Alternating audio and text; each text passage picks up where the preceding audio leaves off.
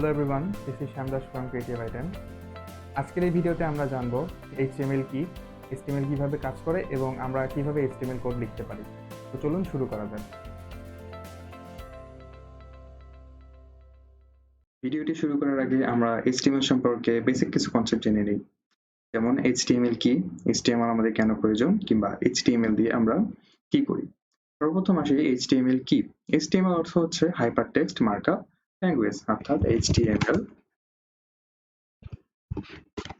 Hypertext Markup Language। এটি একটি markup language. এটি প্রোগ্রামিং ল্যাঙ্গুয়েজ নয়। প্রোগ্রামিং ল্যাঙ্গুয়েজ আর মার্কআপ ল্যাঙ্গুয়েজের মধ্যে পার্থক্য আছে। আমরা HTML কে মার্কআপ ল্যাঙ্গুয়েজ বলি এই কারণেই, কারণ আমরা বিভিন্ন ট্যাগ ইউজ করে আমরা HTML লিখি। আমরা যে কোনো আমাদের কাজকে ট্যাগ আকারে কিংবা মার্ক করে করে আমরা HTML করে থাকি। HTML আমাদের কেন প্রয়োজন? বেসিক ওয়েবসাইট তৈরি করার জন্য কিংবা স্ট্যাটিক ডাইনামিক ওয়েবসাইট তৈরি করার জন্য আমাদের সর্বপ্রথম HTML প্রয়োজন। HTML হচ্ছে একটা ওয়েবসাইটের মূল ভিত্তি। যেমন একটা বাড়ি তৈরি করার জন্য তার ব্লুপ্রিন্ট তৈরি করতে হয়, ঠিক সেরকমই একটা ওয়েবসাইট তৈরি করার জন্য ব্লুপ্রিন্ট হচ্ছে HTML। আমরা বিভিন্ন ট্যাগের মাধ্যমে HTML লিখে থাকি। আমাদের HTML এ অনেকগুলো ট্যাগ আছে, যেসব ট্যাগ ব্যবহার করে আমরা HTML লিখতে পারি। যেমন একটা ট্যাগ লেখার জন্য আমাদেরকে সর্বপ্রথম অ্যাঙ্গেল ব্র্যাকেট দিয়ে ট্যাগ নেম লিখতে হয়। আর আমরা যখনই কোনো একটা ট্যাগ লিখবো কিংবা আমরা একটা ট্যাগ ওপেন করব, সেই সাথে আমাদেরকে সেই ট্যাগটিকে ক্লোজ করে দিতে হবে। যেমন এটা একটা ওপেনিং আর এটার একটা ক্লোজিং ট্যাগ হবে এটা। আমরা যে ট্যাগ দিয়ে ওপেনিং করব, ট্যাগ ওপেন করব, আমাদেরকে ঠিক সেই ট্যাগ দিয়ে ট্যাগটাকে ক্লোজ করে দিতে হবে। এখানে আমরা কিভাবে বুঝবো ওপেনিং ট্যাগ কোনটা কিংবা ক্লোজিং ট্যাগ কোনটা? আমরা যদি এখানে একটু স্ক্রিনে খেয়াল করি, তাহলে আমরা দেখতে পারবো যে আমাদের এই অংশটুকু হচ্ছে একটা ওপেনিং ট্যাগ আর আমাদের এই পরের অংশটুকু হচ্ছে একটা ক্লোজিং ট্যাগ। এখানের মধ্যে পার্থক্যটা হচ্ছে একটা ফরওয়ার্ড স্ল্যাশের। আমাদের ওপেনিং ট্যাগে কোনো ফরওয়ার্ড স্ল্যাশ থাকে না, আর একটা ক্লোজিং ট্যাগ লেখার জন্য আমাদেরকে অ্যাঙ্গেল ব্র্যাকেট, তারপর একটা ফরওয়ার্ড স্ল্যাশ, তারপর আমরা যে ট্যাগ দিয়ে ট্যাগটা ওপেন করেছি সেই ট্যাগের নাম লিখে দিলেই আমাদের এই ট্যাগটা ক্লোজ হয়ে যাবে। আমি আপনাদের বোঝার স্বার্থে একবার লিখে দিচ্ছি। এটা হচ্ছে ওপেনিং ট্যাগ আর এটা হচ্ছে আপনার ক্লোজিং ট্যাগ। এরকম ট্যাগ ওপেনিং, ক্লোজিং আমাদেরকে ম্যাক্সিমাম ট্যাগের ক্ষেত্রে আমরা এই জিনিসটা পাবো। আবার কিছু কিছু ট্যাগ আমরা পাবো যেসব ট্যাগের কোনো ক্লোজিং হয় না। যেমন আমি যদি একটা ট্যাগের এক্সাম্পল দিই, যেমন img ট্যাগ, এই ট্যাগটির কোনো ক্লোজিং নেই। আমরা HTML এর একটা ট্যাগ এখানে যদি লিখি p ট্যাগ, এটা হচ্ছে একটা ওপেনিং, p ট্যাগের ওপেনিং। যেহেতু আমরা p ট্যাগটা ওপেন করেছি, তাহলে অবশ্যই আমাদেরকে এটা ক্লোজ করতে হবে। ক্লোজিং এর জন্য কি অ্যাঙ্গেল ব্র্যাকেট, একটা ফরওয়ার্ড স্ল্যাশ, যে ট্যাগ দিয়ে লিখেছি, আমি এখানে p ট্যাগ লিখেছি, এজন্য আমি p ট্যাগ দিয়ে এটাকে ক্লোজ করে দিলাম। এটা হচ্ছে আমাদের একটা ফুলফিল ট্যাগ। এখন এই ট্যাগের মাঝখানে এই যে অ্যাঙ্গেল,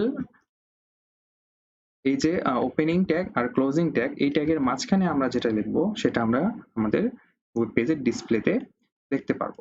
তো সেটা আমরা এখন একটা HTML কোড করে দেখবো এটা আমরা কিভাবে করতে পারি। HTML কোড লেখার জন্য আমাদের কিছু টেক্সট এডিটর প্রয়োজন হয়, যেখানে আমরা HTML কোডগুলো করব।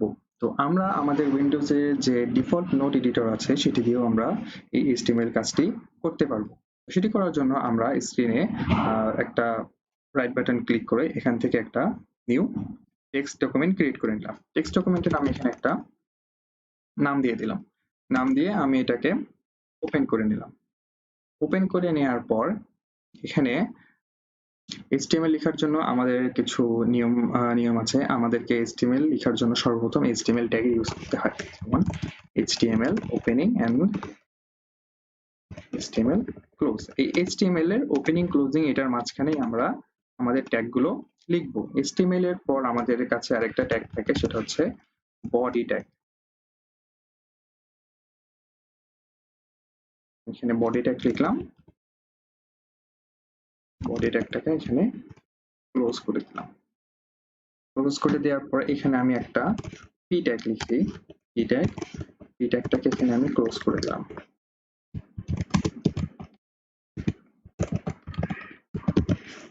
আচ্ছা, এখানে আমি যে টেক্সটটা লিখেছি এখন এই টেক্সটটা সরাসরি আমরা আমাদের ওয়েবসাইটে দেখতে পারবো।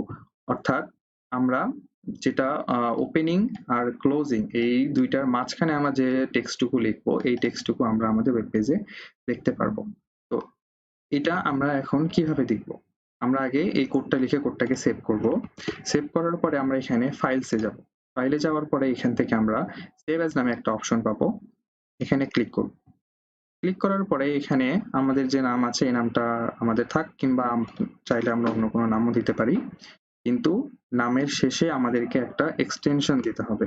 এক্সটেনশনটা হবে হচ্ছে html। এটা আমাদের কেন প্রয়োজন? আমরা যে ফাইলটা তৈরি করতেছি এটা একটা html ফাইল। আপনারা দেখে থাকবেন যে অডিওর ক্ষেত্রে আমরা যে এক্সটেনশন পাই সেটা হচ্ছে mp3। অডিওর ক্ষেত্রে আমরা যে এক্সটেনশনটা পেয়ে থাকি সেটা হচ্ছে mp3। ঠিক ইমেজের ক্ষেত্রে আমরা পাই jpg। আর আমরা যদি কোনো ওয়েব পেজ তৈরি করতে যাই, ওয়েবসাইট তৈরি করতে চাই, সেটার জন্য আমাদেরকে এক্সটেনশন দিতে হয় html। html এক্সটেনশনটা দিয়ে আমরা এখানে এটাকে সেভ করে দিলাম। সেভ করে দেওয়ার পরে আমরা দেখব যে আমাদের কাছে এরকম একটা ফাইল তৈরি হয়ে যাবে।